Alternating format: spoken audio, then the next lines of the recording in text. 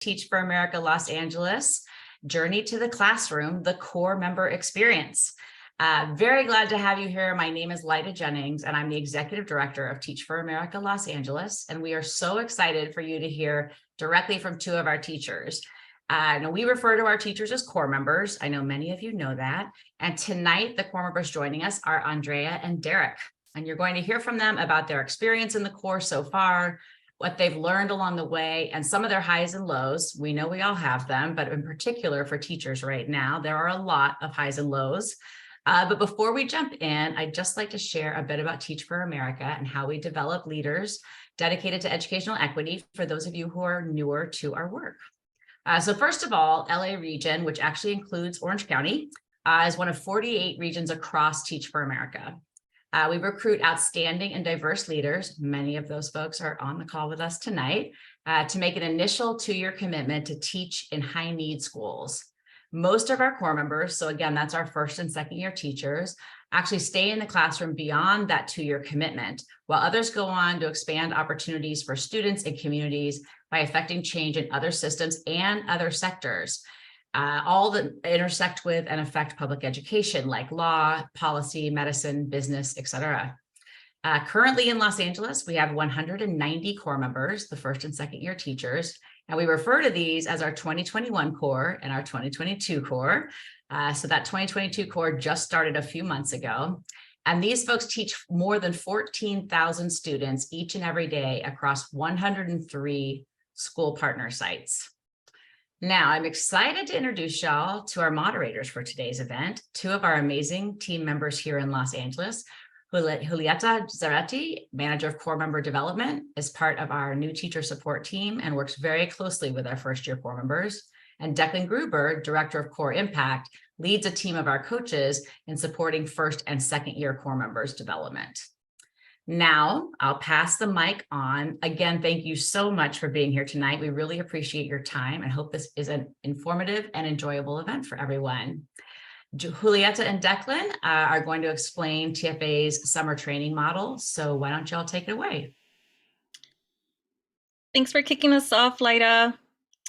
Over the next 50 minutes, you'll hear from a first and second year core member about their experiences, starting with TFA's summer training program, also known as pre-service, all the way through their first semester of their first and second year. If you're wondering what is pre-service, I get to tell you a little bit more about that. Pre-service, which all of our core members participate in before they enter the classroom for the first time, is broken down into 2 components, which are virtual training and then the in-person classroom teaching, which we call practicum. During pre-service, our educators engage in independent and group-based learning experiences, which are all designed to build their fundamental classroom skills and also develop them as anti-racist leaders in their classrooms. This is going to include creating lesson plans, observing how veteran teachers manage their lessons in classrooms, and rehearsing lessons with feedback from our coaches and peers. During practicum, core members put their knowledge and skills into action by teaching students during summer school classes under the guidance of our coaches. Thanks for that, Declan. Now I'd like to introduce our 2 amazing core member panelists who will be talking about their experiences with pre-service, practicum, and beyond. We have Andrea Gonzalez, a first-year core member teaching a 4th, 5th special day class, which serves students with special needs and provides more opportunities for one-on-one specialized instruction. Andrea identifies as a first-generation Latina from South Central LA. She graduated from UCLA just this past June with a bachelor's in sociology and a minor's in Chicana studies and education studies. And she is also currently working towards her master's degree and her teacher credential at LMU. We also have Derek Walker, a second-year core member who teaches 9th grade English at Cesar Chavez Learning Academy Technology Preparatory School. He is a native of Chicago. Derek graduated from Brandeis University with a bachelor's in English and received a master's in teaching from the University of Southern California. After those intros, it's now time to hear from our panelists. We're going to ask a question for both of you to start. Derek, we'll start with you answering the question, what drew you to Teach for America? So Thank you so much for having me. I'm so glad to be here. I think that you have been so instrumental in everything that I've been able to accomplish. My children were in public school, and I was looking at the grades they were getting, and I was trying to do their work with them. And I wasn't really impressed with the quality of education from my perspective that I thought they were getting. So I tried to help them with their homework, get them in the private schools, and I've been able to get them both into college. And they said, "Dad, you're really good at this. You should be a teacher." And at the time, I was working in corporate America. I'm working 12-hour days or more. And I said, "Okay, maybe I will. Maybe I will." And so I entered the master's program over at USC. And they believe in multi-generational change, and they want to have educational equity for all our students. And so that's a core principle that they stress. And at about the same time, the recruiters came around from TFA, and they advocated what they were about. And of course, I had to do my research, figure out who these people are. They're pulling on me. What do they want? I'm already going to get my credential from USC, so I don't know how much value the TFA would have. As it turned out, they had a lot of value because they allowed me to fulfill my dream of making an impact in education. The stipend allowed me to have the freedom to break away from work and make that transition into education. And I was really drawn by their mission. It seems that you always have, they say you're not really doing anything if there's no one who has something critical to say.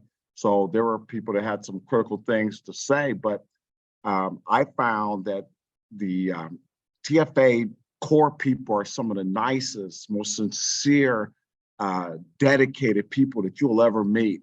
And what they did at the summer practicum was allow me to connect my ideas in terms of getting my master's. They let me make the connection between actually being in the classroom, because you don't really know what to expect. So that bridge was very impactful to me. And I just know that I've made the totally right decision. I couldn't have made a better choice. Appreciate you sharing that so much. I don't have kids myself, but I can imagine anytime your own kids tell you should be doing something because you're good at it, it's probably something real there. And just really appreciate you highlighting kind of that journey for somebody who had another career and transitioned into the classroom, like a lot of our teachers do. Andrea, we're going to kick it over to you. Love to hear what brought you to Teach for America. Yeah, hi everyone. So just to give some background and context, I came across Teach for America during April of last year at UCLA. I was with a classmate in an education class, so a recruiter came by and gave some quick information about the program. As a first-generation Latina student from South LA, I remember me and my classmate were talking about TFA, trying to figure out if it was a scam and like what was our chances of getting into a program.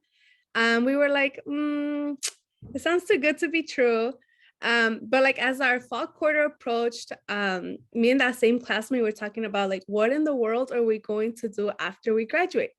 So we were involved in a few programs at UCLA where we discovered that we loved working in education, especially with our people of color from low-income communities who are really facing those educational inequities, but we just couldn't like pinpoint what exactly we were going to apply to, like what job position.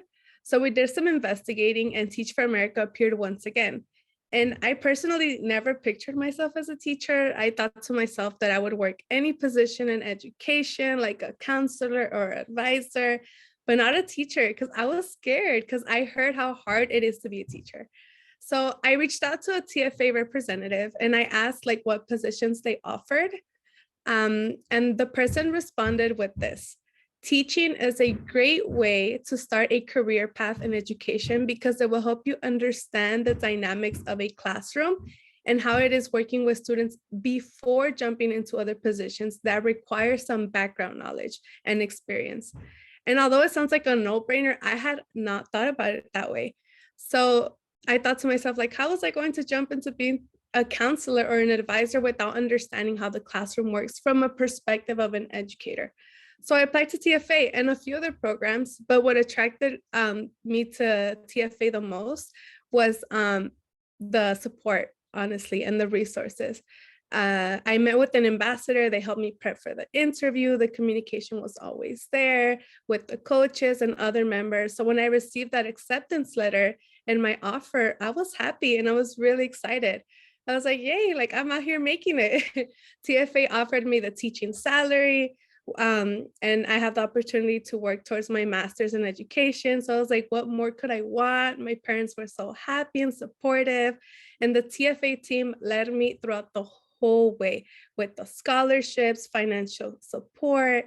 So yeah, I was even trained, and I'm really thankful to be a part of this team and that believes that, you know, we need that educational equity for all children. Even though you never saw yourself as a teacher, we're so glad that you are now and on that pathway to help us reach that vision where the people who are making decisions about our students and impacting their lives have spent time as classroom teachers and have that experience.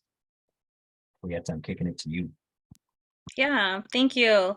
So now, Andrea, this question is for you. What aspect of pre-service prepared you the most for the first semester in the classroom?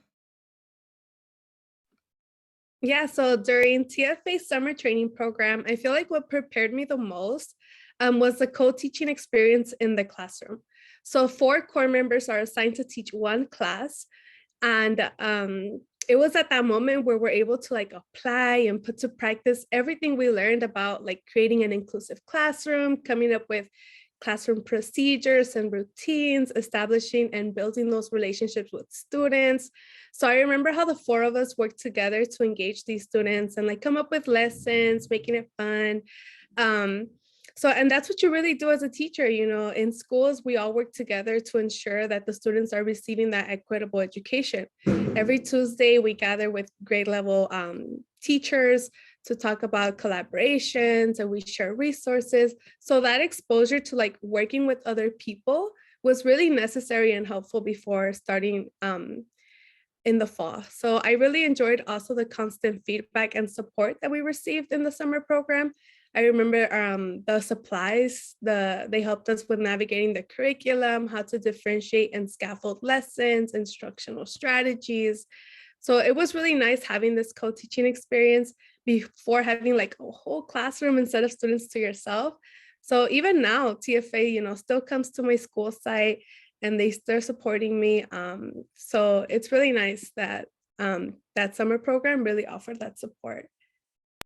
Yeah, thank you for that. And I'm so glad to hear your pre-service experience was just such a success and that you're seeing the benefits in your practice even now. All right, so Derek, this question is for you. You're in your second year of teaching. How do your first and second year in the classroom compare? I just want to follow up just really quickly on what Andrea was saying about the people who are selected. If you're a core member, TFA, there's something special about you. There's something unique about you. You may not know it, or you may not recognize it right away in the other person, but it's like a meeting of like people. And you get into this room, and because you don't know what you're going to expect, you don't know how you're going to implement all these ideas. You have all that knowledge, you have all these things you want to do, and they don't really know how they're going to implement it. And you kind of get together and you kind of brainstorm, and you have at the practicum, you have these kind of sheets, suggested way how you should do it, but it's nothing like actually doing it. Like I can tell you how to swim, but you have to get in the water, and we have to do this thing. And so you have the support of people who are not going to let you drown.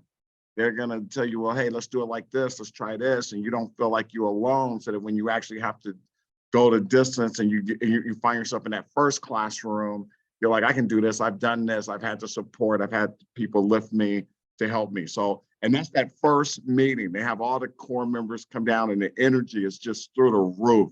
So I just wanted to comment on the summer. The energy is just set up. It's just at such a great level, because the kids don't really want to be at summer school, and you're here trying to get them to summer school. And it's just a real interesting dynamic. What I would say about being a second core member is like all things, it gets better. Just like if I'm driving a car, I may get my license right away. And so I have a license to drive, but I'm not really sure about the rules of the road. I'm not sure how I want to turn, what I want to do. The second year is full throttle. We got the foot on the gas. We know what's going on. You had your TFA mentors come into your classroom. They give you suggestions. I've had videos. They give you scaffolding materials that if I'm stuck or I'm like, I can't quite point across, they give you a variety of lesson plans and things. They give you tools to put in your toolbox. So as I go down my second year, I feel like I'm just so much more in command. I have more confidence. I have more tools. I have more resources. I know people on the staff. If there's something I need. There are oftentimes, and I bet some people on this call right now that I've emailed and said, hey, this is going on and that is going on. Bam, quick reply. They just so willing to be supportive. So I think that first year of being a core member is there's a lot going on. There's a lot of meetings. There's the Chabo, there's a lot going on, things you have to do to be a part of the team. But everybody understands what it is that you're going through. So they're so helpful because they really understand it. You're struggling in this area. You're trying to get on the Zoom call. You're trying to attend this meeting. You have these high expectations, but they're there to pull you up. And that's really, really important. So I just feel so much more comfortable as a second year.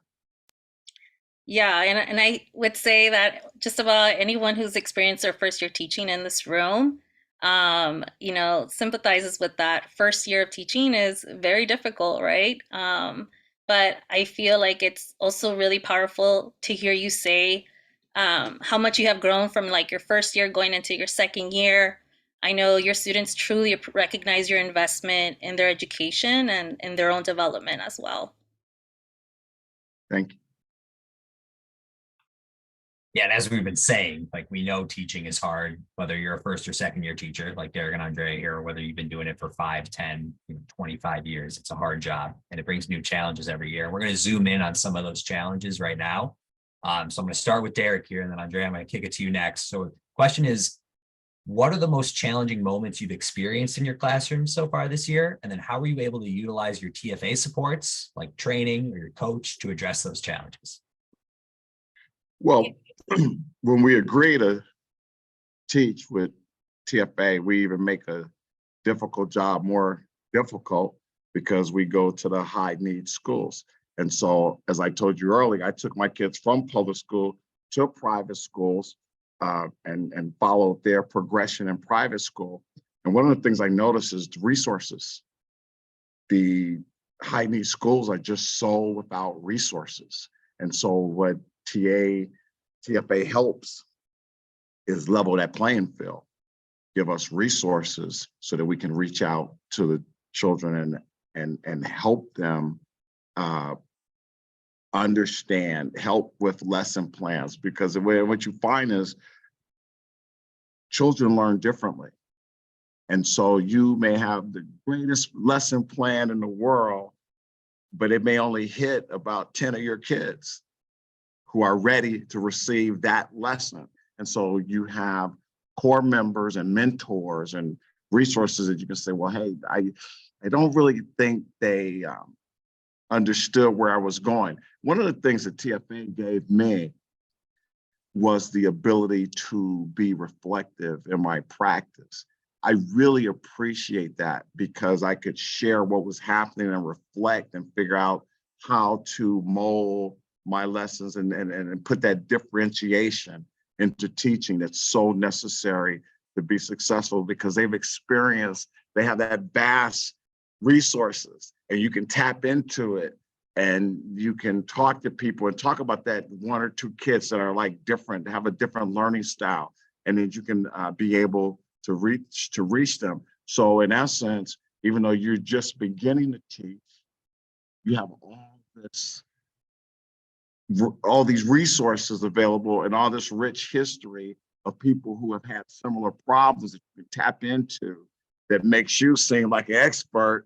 And I've actually, this has actually happened where I've used a scaffolding form or the 5-paragraph essay, and I've had other teachers say, have you been teaching a long time? Where'd you get that from? And it's like, TFA is my secret weapon. I have resources. I know how to get materials that make me seem probably more knowledgeable than I actually am. Thank you so much for sharing that. We'll kick it to you, Andrea. Yeah, so I can share one of my most challenging moments in the classroom. I feel like that would be understanding and knowing how to complete the IEP paperwork. So IEP stands for Individualized Education Program, and it is like this living and legal document for students with disabilities that ensures that students will receive that specialized instruction and services that they need. So I think what was really scary for me was thinking like, wow, like I am determining the educational path of a student. Like, what if I make a mistake, or what if I do something wrong? But the truth is, like, you're never doing it alone. You work together with the educators in your school, with the parents, and many other people to determine like what is really best for the student. So when I was struggling, I reached out to my TFA coach, and she was able to direct me to like other members who supported me in understanding this document and how it should be filled out appropriately. So there was also this workshop to attend, and I was able to talk to other core members, and we shared our experiences. We talked about how the process is. So thankfully, like now I'm really comfortable with like filling out this IEP document. And I think like what I took out of this is like, it's important to understand that like, you're not reinventing the wheel or doing anything alone. Like there's always people and resources to guide you and help you. You both sharing that so much. It's cool to hear just kind of the scope of the challenges we face. Derek, you're mentioning, scaffolding and differentiating to meet the needs of 30 plus students in a classroom. Andrea, you're really zooming in on that one student at a time in your challenge and focusing on their growth and development. It just kind of speaks to the varied work we're doing in our classrooms. To flip the script a little bit from challenges, there's also obviously very rewarding moments in the classroom. And those are some of the things that carry us through those challenges and really make the work fulfilling. And so with your first semester in the classroom coming to a close, what accomplishments are you most proud of this year? Derek, we'll start with you again. Well, first of all, been doing it the second year. They do the testing is a big thing in public schools. Beginning of the year, middle of the year, end of the year, testing. And when they come to me and they say, Mr. Walker, I don't know what you're doing, but the majority of your kids are showing that they've improved one grade level.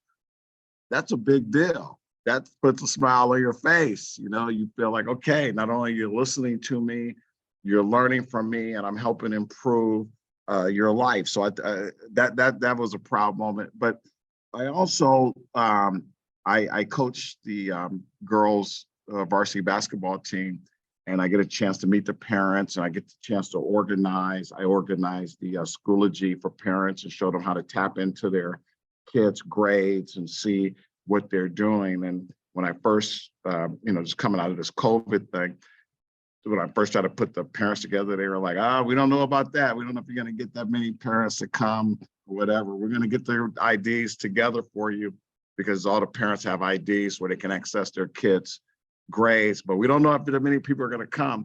And we had just like a really good turnout. And I got to meet so many parents and talk to parents, and they were all so appreciative and thank you. And whenever I have a problem in a class, I can look at my computer list and I can call a parent and say, Bobby's not doing it today. Is everything okay? What's going on?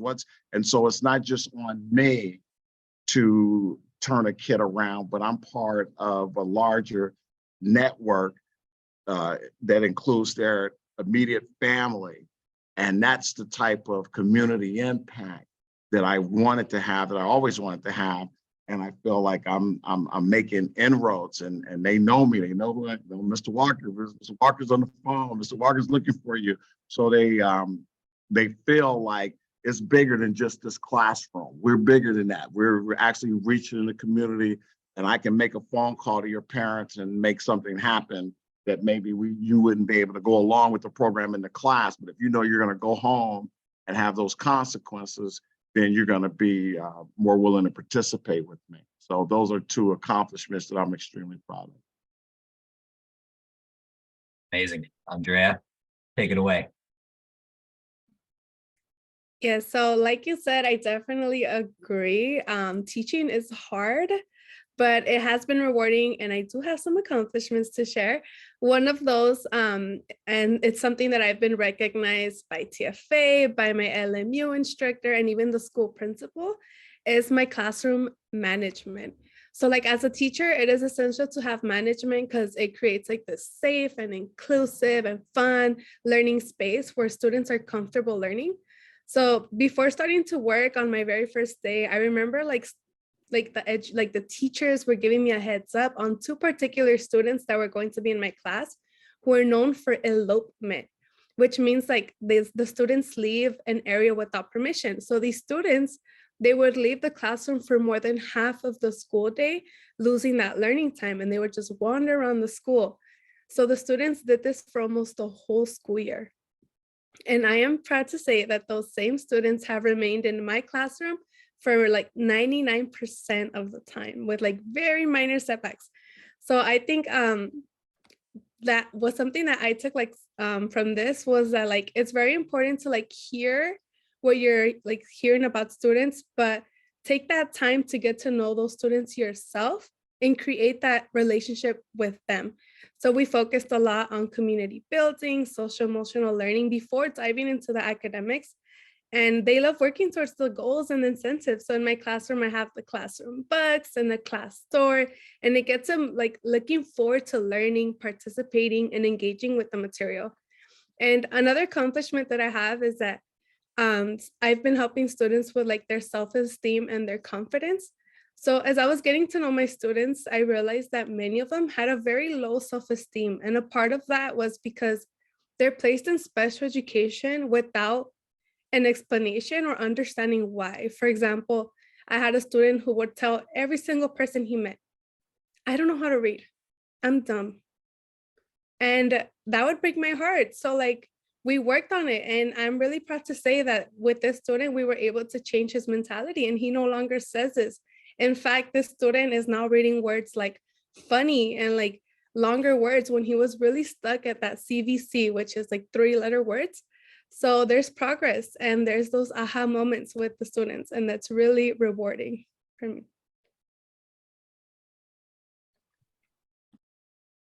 I think I've said this before, but if you could take those aha moments and put them like in a jar and like just like take them out when you needed them, you'll be set. There's nothing better than those aha moments with the student.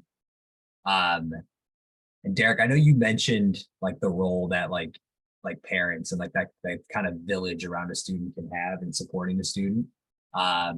I'm just curious, are there any like specific instances that come to mind of a time like where you were able to make a strong connection with the student's parent and that made a big impact on the student's experience in your class or just their success?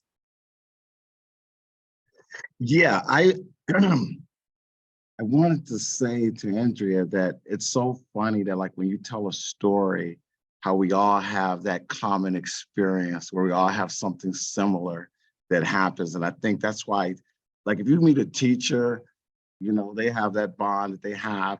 But when you run a TFA core member, we have that bond thing happening too, because we have similar experiences. And so we have that thing that we share. And I really like that. It brings a smile to my face. So I wanted to say that, you know, your story brought a smile to my face. My challenges, Declan, are sometimes a little different. It's funny that you should bring that up. I teach at a school that's 94% Hispanic. I'm the only Black certified teacher at the school. And so I'm somewhat of a hero to the 2% of Black students who are actually at the school because they see a Black instructor. And then with the other students, other 94%, well, I brought it up and they laugh about it, but I tell them, you've probably never even been this close to a Black person before. you've probably never even had a dialogue with a Black person before. You know, because we have issues that we discussed that some heavy issues. One of the kids wants to use the N-word, one of, just your stereotypes of who Black people are. And so now we have a whole community, and then you have this Black instructor, and then you go home and you tell your parents that Mr. Walker said, and they say, well, who is this guy? And then they tell you, it's some Black guy, I don't know who he is. And so then you'll have parents calling you, wanting to meet with you, wanting to see who you are. You said this to their child, you said that to their child. They want to know what's going on. And when we have those meetings, they always leave with like, thank you. Thank you. You really care about my child. You really, you have rigorous instruction. You really, and what Andrea said about classroom management is essential. If you can't manage your classroom, if you don't have the tools, and the TFA gives you, that's one of the things they drill down on. I even did the summer heat program as well to enhance my learning opportunities.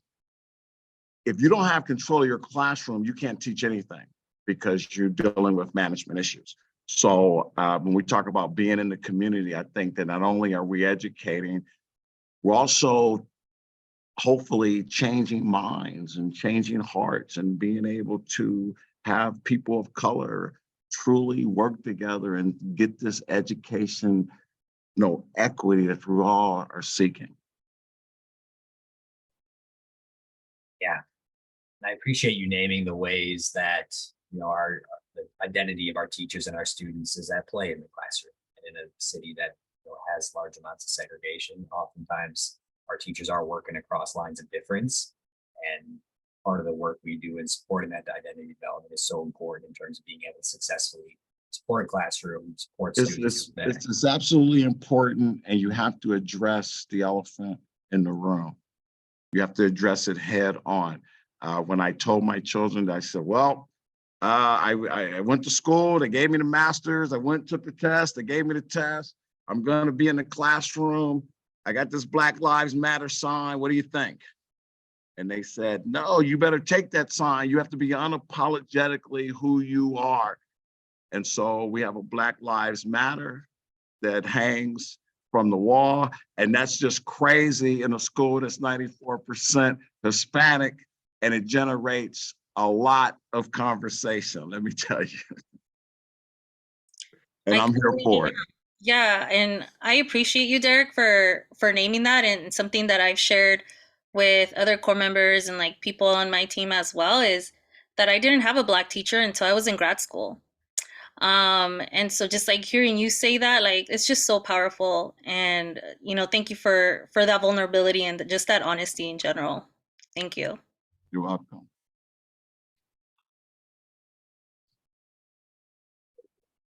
So this is my last question I get to ask. It's my favorite question of the day. Loved hearing about the challenges, loved hearing about the accomplishments.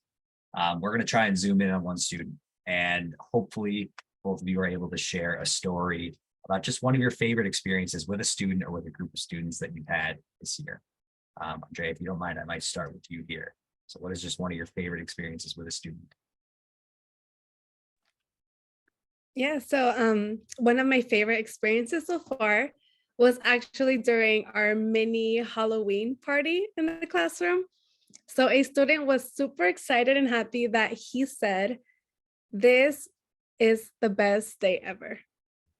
And I think that making a child's day is just a bit, it makes me feel better. Like, it makes me feel like, you know what, I am doing something right. Sometimes some teachers forget like that these students, they face and they encounter hardships outside the classroom. Like, we truly don't know what they're going through, what's going on. Sometimes they come in, they're feeling down, they're not in the mood, or they're upset.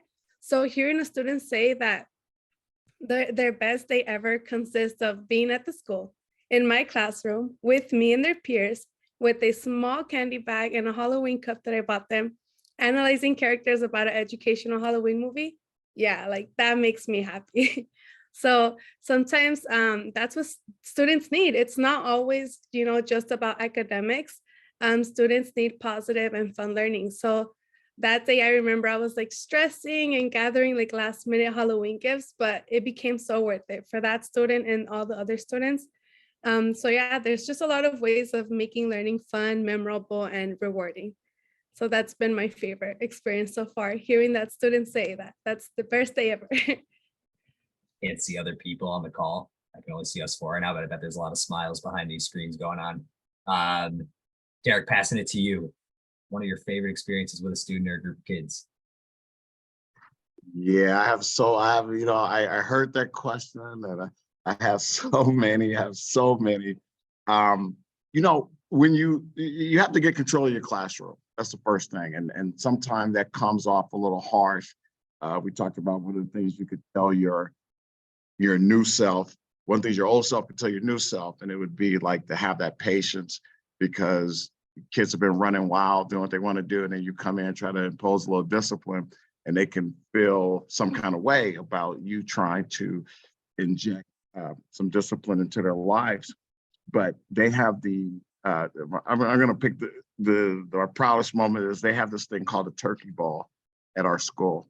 And what it is the ninth graders play the 10th graders, 11th graders play the 12th graders, and the winners play for the championship.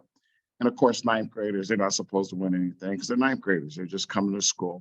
And so we have this whole buildup, the whole semester about the game is coming, the game is coming, the game is coming. And they're ninth graders. And the 12th graders are coming in, telling them they're going to punish them and all this. And so during class time, I actually took my class out to the football field and we did some plays. We drew them up on the board. And I said, because this is life, you have to be organized. And anything that you want to do, you have to be organized. And you might know where the story is going, but I said everybody in the class has to participate. Everybody has to be on the sidelines. You have to cheer. You have to bring water. So academic community, we all got to back each other. I'm going to give you these plays, and we're going to go out here and we're going to do this thing. So the ninth graders play the 10th graders. We beat the 10th graders. The 11th graders played the 12th graders. 12th graders won. So the 12th graders played the 9th graders. And yes, we won the whole thing. We got the certificate hangs on my wall right now that we won the whole thing. We won the turkey ball. We shut up the seniors. And let me tell you something. I could teach those kids anything after that game because they were all in. And those are the moments that really give you goosebumps. I want an invite to the next Turkey Bowl. Thanks, Derek. I really appreciate it was very special. So we are at the end of our program, and here's our last question of the night. In 5 years, where do you see yourselves? If you're no longer teaching at that time, in what ways are you still contributing to social justice? And Derek, we'll start with you.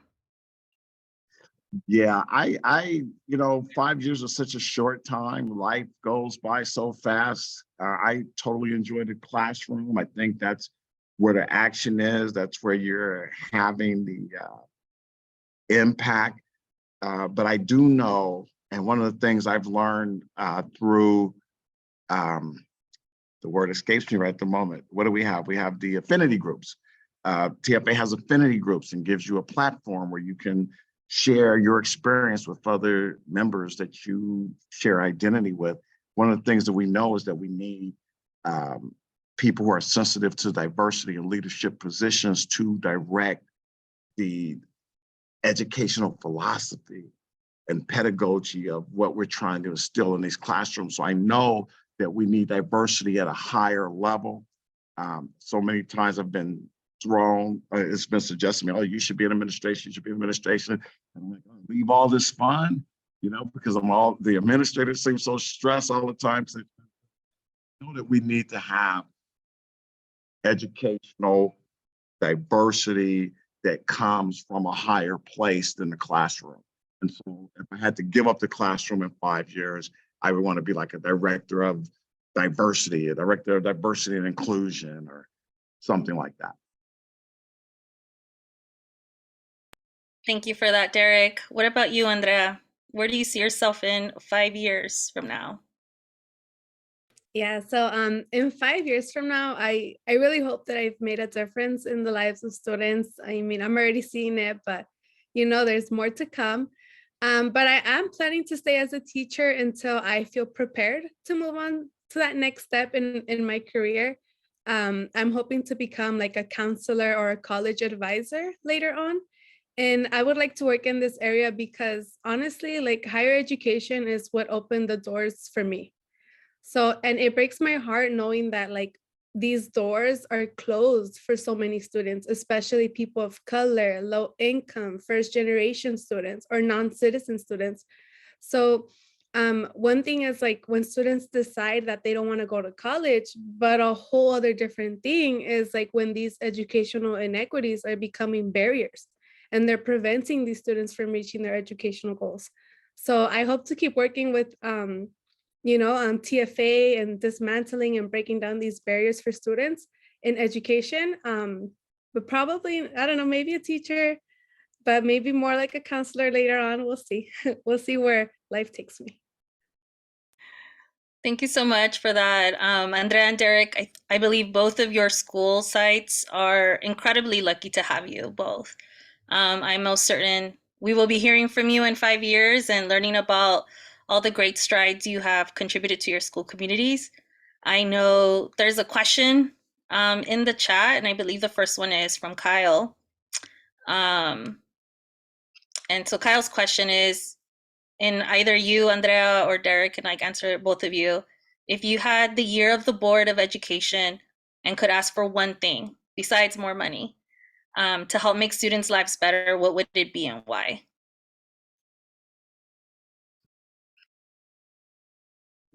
Quickly, if you need a moment to think, we have this discussion regularly because I tell my students, Nick, I got the surveys to you really quick because I tell my students my class is like a fine restaurant and your opinion matters. And I want to know what's happening. I want to review. I want to know what's going on. And one of the things that I'm firmly convinced that would make these kids' lives better is, can we have a lunch that we can actually eat? Can we have some edible food, some warm food, maybe make the food fresh? If I'm hungry, I can't hear you. I'm not listening to you. These kids tell me that they wait to get home to eat, or they're eating potato chips and things like that at lunch. If you want to do one thing, if TFA came in and said,